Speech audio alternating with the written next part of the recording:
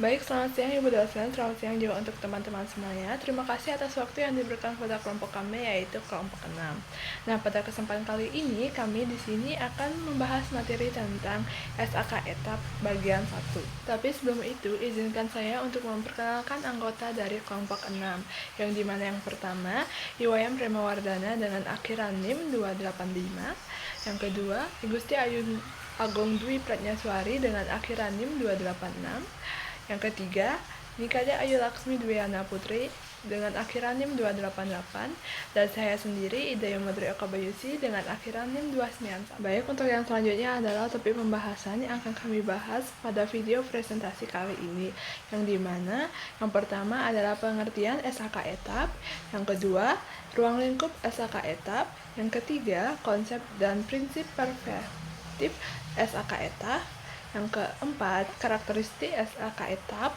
Yang kelima, penyajian laporan keuangan SAK etap. Terus yang selanjutnya, manfaat dan tujuan SAK etap. Yang selanjutnya adalah implementasi SAK etap. Dan yang terakhir adalah kebijakan akuntansi SAK etap. Baik, di sini kita akan membahas tentang materi pengertian SAK etap. Jadi menurut Bapak Saipul Bahri, itu SAK etap adalah suatu standar yang hadir sebagai solusi bagi para entitas tanpa akuntabilitas publik. Jadi menurut Bapak Agus Arwani, SAK etap itu adalah standar keuangan yang nantinya akan membantu perusahaan kecil menengah dalam menyediakan atau menyajikan pelaporan keuangan yang tepat, andal, relevan, dengan tanpa terjebak dalam kerumitan standar akuntansi berbasis IFRS. Jadi pengertian SAK etap adalah SAK yang berdiri sendiri dan tidak mengacu pada SAK umum, sebagian besar menggunakan konsep biaya historis di mana mengatur transaksi yang dilakukan oleh etap dengan bentuk pengaturan yang lebih sederhana dalam hal perlakuan akuntansi dan relatif tidak berubah selama beberapa tahun. Baik, selanjutnya yaitu ada ruang lingkup SAK etap. Jadi ruang lingkup dari SAK etap yang dimaksud itu digunakan oleh entitas tanpa akuntabilitas publik atau etap. Jadi entitas tanpa akuntabilitas publik adalah entitas yang pertama yaitu tidak memiliki tanggung jawab publik yang signifikan. Yang kedua yaitu menerbitkan laporan keuangannya untuk tujuan umum bagi pihak eksternal. Contohnya pihak eksternal di sini adalah pemilik yang tidak terlibat langsung dalam pengelolaan usaha, kreditur, dan lembaga peringkat kredit. Namun, entitas yang memiliki akuntabilitas publik signifikan dapat menggunakan SAK etap apabila otoritas berwenang membuat regulasi untuk mengizinkan penggunaan SAK etap. Contohnya adalah Badan Perkreditan Rakyat. Sesuai dengan SE nomor 11-37-DKBU Bank Indonesia tanggal 31 Desember 2009 yang menetapkan standar akuntansi keuangan untuk BPR adalah SAK etap dan SE nomor 12-14 BKBU Bank Indonesia tanggal 1 Juni 2010. Jadi, suatu entitas memiliki akuntabilitas publik signifikan apabila yang pertama yaitu entitas telah mengajukan pernyataan pendaftaran atau dalam proses pengajuan pernyataan pendaftaran pada otoritas pasar modal atau regulator lain untuk tujuan menerbitkan efek di pasar modal atau entitas menguasai aset dalam kapasitas sebagai fidusia untuk sekelompok besar masyarakat seperti bank, entitas asuransi, pialang, atau pedagang efek, dana pensiun, reksadana, dan bank investasi. Baik, selanjutnya di sini kita akan membahas tentang konsep prinsip perspektif SAK etap. Yang pertama yaitu ada tujuan laporan keuangan. Jadi tujuan laporan keuangan adalah menyediakan informasi posisi keuangan, kinerja keuangan, dan laporan arus kas suatu entitas yang bermanfaat bagi sejumlah besar pengguna dalam mengambil keputusan ekonomi oleh siapapun yang tidak dalam posisi dapat menerima laporan keuangan khusus untuk memenuhi kebutuhan informasi tertentu. Yang kedua yaitu karakteristik kualitatif informasi dalam laporan keuangan. Itu terdiri dari dapat dipahami, relevan, materialitas, keandalan, keseimbangan antara biaya dan manfaat. Yang ketiga yaitu ada posisi keuangan. Jadi posisi keuangan suatu entitas terdiri dari aset, kewajiban, dan ekuitas pada suatu waktu tertentu. Yang keempat yaitu ada kinerja keuangan. Jadi hubungan antara penghasilan dan beban dari entitas sebagaimana disajikan dalam laporan laba rugi. Yang kelima yaitu ada pengakuan unsur-unsur laporan keuangan. Jadi pengakuan unsur-unsur laporan keuangan ini merupakan proses pembentukan suatu pos dalam neraca atau laba rugi yang memenuhi definisi suatu unsur dan memenuhi karakteristik sebagai berikut. Yang pertama yaitu adanya kemungkinan bahwa manfaat ekonomi yang terkait dengan pos tersebut akan mengalir dari ke dalam entitas dan pos tersebut mempunyai nilai atau biaya yang dapat diukur dengan andal. Sekian materi yang dapat saya sampaikan, selanjutnya akan disampaikan oleh teman saya. Terima kasih. Baik, terima kasih atas waktu yang telah diberikan. Di sini izinkan saya untuk melanjutkan konsep dan juga prinsip pervasif etap selanjutnya. Yang keenam yaitu ada pengukuran unsur-unsur laporan keuangan, yang dimana pengukuran itu merupakan proses penetapan jumlah uang yang digunakan entitas untuk mengukur aset, kewajiban, penghasilan, dan juga beban dalam laporan keuangan. Nah, jadi dasar pengukuran yang umum itu adalah biaya historis dan juga nilai wajar. Lalu yang ketujuh itu ada prinsip pengakuan dan juga pengukuran berpengaruh luas atau pervasif, yang dimana persyaratan untuk pengakuan dan juga pengukuran aset, kewajiban, dan penghasilan serta beban dalam sak etap itu didasarkan pada prinsip pervasif dari kerangka dasar penyajian dan juga pengukuran laporan keuangan. Nah, lalu yang kedelapan itu ada dasar akrual. Jadi entitas itu harus menyusun laporan keuangan kecuali laporan arus kas dengan menggunakan dasar akrual. Yang mana dalam dasar akrual ini pos-pos diakui sebagai aset, kewajiban, ekuitas, penghasilan, dan beban ketika memenuhi definisi dan juga kriteria pengakuan untuk pos-pos tersebut. Lalu yang kesembilan itu ada pengakuan dalam laporan keuangan. Yang pertama ada aset, yang dimana aset ini diakui dalam neraca jika kemungkinan manfaat ekonominya di masa depan akan mengalir ke entitas dan juga aset tersebut mempunyai nilai atau biaya yang dapat diukur dengan andal. Kemudian ada kewajiban, yang dimana kewajiban ini diakui dalam neraca jika kemungkinan pengeluaran sumber daya yang mengandung manfaat ekonomi itu akan dilakukan untuk menyelesaikan kewajiban masa kini dan juga jumlah yang harus diselesaikan dapat diukur dengan andal. Kemudian ada penghasilan, yang dimana penghasilan itu diakui dalam laporan laba rugi jika kenaikan manfaat ekonomi di masa depan yang berkaitan dengan peningkatan aset ataupun penurunan kewajiban telah terjadi dan juga dapat diukur secara andal. Kemudian ada beban, di mana beban diakui dalam laporan laba rugi jika penurunan manfaat ekonomi di masa depan yang berkaitan dengan penurunan aset ataupun peningkatan kewajiban telah terjadi dan juga dapat diukur secara andal. Kemudian ada laba dan juga rugi, di mana merupakan selisih aritmatika antara penghasilan dan juga beban. Nah, hal tersebut bukan merupakan suatu unsur terpisah dari laporan keuangan dan juga prinsip pengakuan yang terpisah yang tidak diperlukan. Nah, yang ke-10 itu ada saling hapus, yang dimana saling hapus tidak diperkenankan atas aset dengan kewajiban atau penghasilan dengan beban kecuali disyaratkan ataupun diizinkan oleh sak etap. Oke, materi berikutnya yakni mengenai karakteristik dari sak etap. Jadi karakteristik yang pertama yaitu sak etap merupakan standar yang stand-alone accounting standard atau tidak mengacu ke SAK umum, yang dimana pengaturan dalam sak etap itu lebih sederhana dibandingkan dengan sak umum. Nah, lalu yang kedua itu lebih sederhana. Jadi antara lain, yang pertama, aset tetap itu tidak berwujud menggunakan harga perolehan, kemudian entitas anak tidak dikonsolidasi tetapi sebagai investasi dengan metode ekuitas, kemudian mengacu pada praktik akuntansi yang saat ini digunakan.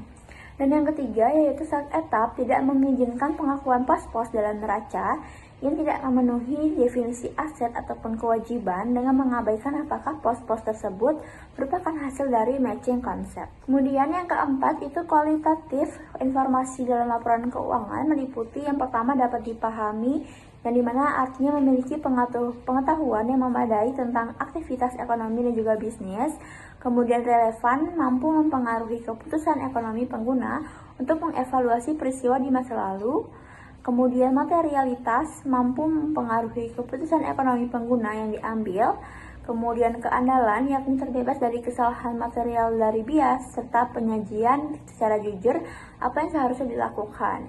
Kemudian ada substansi menggulungi bentuk, yang dimana dimaksudkan bahwa transaksi, peristiwa, dan juga kondisi lain yang dicatat dan juga disajikan itu sesuai dengan substansi dan juga realitas serta bukti bentuk hukumnya. Kemudian dapat dibandingkan, yang dimana dapat membandingkan laporan keuangan entitas antar periode untuk mengidentifikasi kecenderungan posisi dan juga kinerja keuangan. Kemudian ada tepat waktu yang meliputi penyediaan informasi laporan keuangan dalam jangka waktu pengambilan keputusan.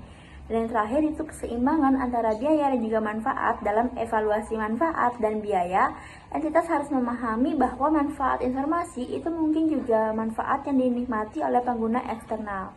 Dan yang nomor 5 itu adalah hanya mengatur transaksi yang umum dilakukan oleh usaha kecil dan juga menengah. Baik, sekian presentasi yang dapat saya sampaikan. Untuk materi selanjutnya akan dilanjutkan oleh rekan saya. Terima kasih. Terima kasih atas waktu dan kesempatan yang diberikan kepada saya. Izin melanjutkan terkait dengan penyajian laporan keuangan SAK etap. Nah, yang dimana entitas harus membuat suatu penyajian ekspresif dan secara keseluruhan atas kepatuhan terhadap SAK etap. Dalam laporan keuangan itu terdiri dari yang pertama adalah penyajian wajar. Nah, laporan keuangan menyajikan dengan wajar posisi keuangannya, kinerja keuangan, dan juga arus kas suatu entitas tersebut. Nah, penyajian wajar ini mengisyaratkan penyajian dengan cara jujur atas pengaruh transaksi dan juga peristiwa dan lain-lain. Terus yang kedua itu adalah kepatuhan terhadap SAK etap, yang dimana entitas yang membuat atau melaporkan laporan keuangannya mematuhi SAK etap harus membuat suatu pernyataan ekspresi secara penuh atas kepatuhan tersebut dalam CALK. Terus yang ketiga adalah kelangsungan usaha. Nah, pada saat menyusun laporan keuangan, maka manajemen entitas harus menggunakan SAK etap untuk penilaian atas kemampuan entitas melanjutkan kelangsungan usahanya.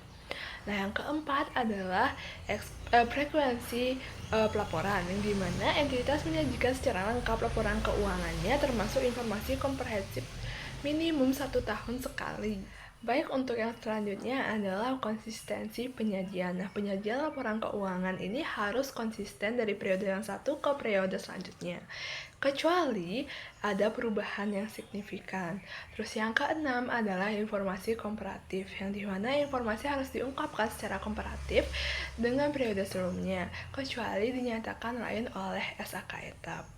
Terus yang ketujuh adalah material. Nah, yang dimana pos-pos material ini disajikan terpisah dalam laporan keuangan, kecuali pos-pos yang tidak material ini akan digabungkan dengan jumlah yang dimiliki, sifat atau fungsi yang sejenis. Terus yang kedelapan itulah laporan keuangan yang lengkap, yang dimana laporan keuangan yang lengkap ini meliputi yang pertama neraca, yang kedua adalah laporan laba rugi, yang ketiga adalah laporan perubahan ekuitas, yang dimana laporan perubahan ekuitas ini menunjukkan seluruh perubahan dalam ekuitas dan juga perubahan ekuitas lain perubahan yang timbul dari transaksi dengan pemilik dan kapasitas sebagai pemilik. Nah, yang selanjutnya itu adalah laporan arus kas, dan yang terakhir adalah CALK. Nah, untuk yang ke-9 adalah identifikasi laporan keuangan, yang dimana setiap komponen laporan keuangan harus diidentifikasi dengan jelas dan tepat. Selanjutnya adalah manfaat dan juga tujuan dari SAK etap, yang dimana yang pertama adalah menyusun laporan keuangan sesuai dengan standar. Nah, SAK etap ini membantu UMKM dalam menyusun laporan keuangan yang terstruktur dan juga sesuai dengan standar yang berlaku. Nah, yang kedua adalah mendukung pengembangan usaha dan meyakinkan publik tentang tanggung jawab bisnis. Penerapan SAK etap yang sudah dilakukan ini akan membantu bisnis untuk berkembang dengan lebih baik, yang dimana ini akan meningkatkan kepercayaan masyarakat luar terkait dengan laporan keuangan tersebut. Nah, yang ketiga adalah membantu manajemen dalam menentukan kebijakan dan peroleh pinjaman, yang dimana hal ini dimaksudkan dengan laporan keuangan yang sesuai dengan standar manajemen akan lebih mudah dalam mengambil kebijakan atau keputusan berdasarkan data keuangan yang valid. Nah, yang keempat adalah disusun sederhana dan juga mempermudahkan etap atau usaha kecil menengah atau UMKM. SK etap ini dirancang untuk lebih sederhana dibandingkan dengan standar-standar yang lainnya. Hal ini akan bertujuan agar UMKM lebih mudah memahami dan menerapkannya dalam menyusun laporan keuangan. Nah, yang terakhir adalah etap adalah usaha saham yang tidak dimiliki publik, mencakup sekitar 80% unit usahanya di Indonesia. Nah, SK etap ini ditunjukkan untuk entitas yang tidak memiliki akuntabilitas publik, yang dimana seperti UMKM yang sahamnya tidak diperdagangkan di bursa efek. Baik, sekian materi yang dapat saya sampaikan, akan dilanjutkan oleh rekan saya. Baik, terima kasih atas kesempatan yang telah diberikan. Baik, untuk materi selanjutnya yaitu implementasi SAK etap. Entitas dapat menerapkan SAK etap secara retrospektif, namun jika tidak praktis, maka entitas diperkenankan untuk menerapkan SAK etap secara prospektif. Penerapan secara retrospektif artinya bahwa kebijakan akuntansi yang baru diterapkan seolah-olah kebijakan akuntansi tersebut telah digunakan sebelumnya. Oleh karena itu, kebijakan akuntansi yang baru diterapkan pada kejadian atau transaksi sejak tanggal terjadinya transaksi atau kejadian tersebut. Sedangkan, penerapan secara prospektif artinya kebijakan akuntansi yang baru diterapkan pada kejadian atau transaksi yang terjadi setelah tanggal perubahan. Tidak ada penyesuaian yang dilakukan terhadap periode sebelumnya. Baik, untuk entitas yang menerapkan secara prospektif dan sebelumnya telah menerapkan laporan keuangan, ada aturan-aturannya yang di mana eh, entitas tersebut harus mengakui semua aset dan kewajiban yang pengungkapannya disyaratkan dalam SHK etap, tidak mengakui pos-pos sebagai aset atau kewajiban jika SHK etap tidak mengizinkan pengakuan tersebut,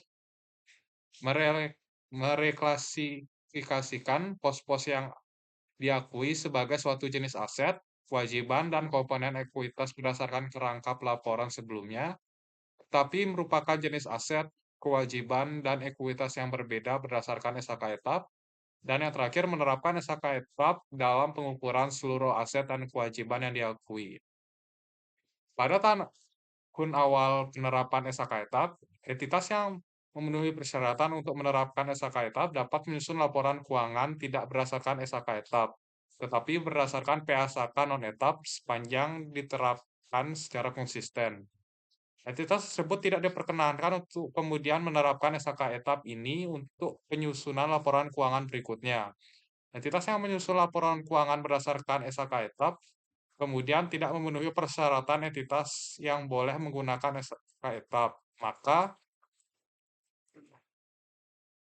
entitas tersebut tidak diperkenankan untuk menerapkan SHK etap. Entitas yang sebelumnya menggunakan SHK non-etap dalam penyusunan laporan keuangannya dan memenuhi persyaratan entitas yang dapat menggunakan SHK etap, maka entitas ini dapat menerapkan SHK etap dalam menyusun laporan keuangan. Selanjutnya, kebijakan akuntansi SHK etap. Kebijakan akuntansi adalah prinsip dasar konvensi, aturan, dan praktik tertentu yang diterapkan oleh suatu entitas dalam menyusun dan menyajikan laporan keuangan. Jika SHK etap secara spesifik mengatur transaksi, keadaan, atau kejadian lainnya, maka entitas harus menerapkan SHK etap. Namun, jika dampak tidak material, maka entitas tidak perlu mengikuti persyaratan dalam SHK etap. Jika transaksi peristiwa tidak diatur spesifik dalam SHK etap, maka manajemen dengan menggunakan judgement-nya mengembangkan dan menerapkan suatu kebijakan akuntansi yang menghasilkan informasi relevan bagi pemakai untuk kebutuhan pengambilan keputusan ekonomi, andal, yang dimana andal itu dalam laporan keuangan yang menyajikan dengan jujur, posisi keuangan, kinerja keuangan, dan arus kas dari suatu entitas, lalu mencerminkan substansi ekonomi dan transaksi, peristiwa dan kondisi lainnya, serta tidak hanya mencerminkan bentuk hukumnya, netral, yang dimaksudkan netral itu bebas dan bias, mencerminkan kehati-hatian, dan bersifat lengkap dalam semua hal-hal yang material. Adapun acuan eh, kebijakan akuntansi, yang dimana yang pertama itu ada SAK etap, persyaratan dan panduan dalam SAK etap yang berhubungan dengan isu yang serupa dan terkait. Lalu ada konsep dasar, definisi, kriteria pengakuan dan konsep pengukuran untuk aset, kewajiban, pendapatan, dan beban, dan prinsip-prinsip pervasif. Lalu ada PSAK non-etap, dan panduan tambahan dapat dijadikan rujukan, namun tidak boleh bertentangan dengan SAK etap. Baik, sekian presentasi dari kami. Izinkan saya untuk membacakan kesimpulan dari presentasi kami. SAK etap atau standar akuntansi keuangan entitas tanpa akuntabilitas publik adalah standar yang dirancang untuk entitas kecil dan menengah yang tidak memiliki tanggung jawab publik signifikan, seperti usaha kecil dan menengah atau UMKM. Tujuannya adalah untuk menyederhanakan penyusunan laporan keuangan yang relevan, andal, dan mudah dipahami oleh pengguna tanpa memerlukan kompleksitas SAK umum. Dengan prinsip dasar akuntansi akrual, SAK etap mengutamakan keandalan, relevansi, dan kehati-hatian dalam penyajian laporan keuangan, serta fleksibilitas dalam penerapannya, baik retrospektif maupun prospektif. Entitas yang menggunakan SAK etap wajib menyatakan kepatuhan terhadap standar ini dan menyusun laporan keuangan yang mencerminkan substansi ekonomi dari setiap transaksi, guna meningkatkan transparansi dan mendukung kelangsungan usaha. Sekian presentasi dari kelompok 6. Mohon maaf jika ada kesalahan kata, dan atas perhatiannya kami ucapkan terima kasih.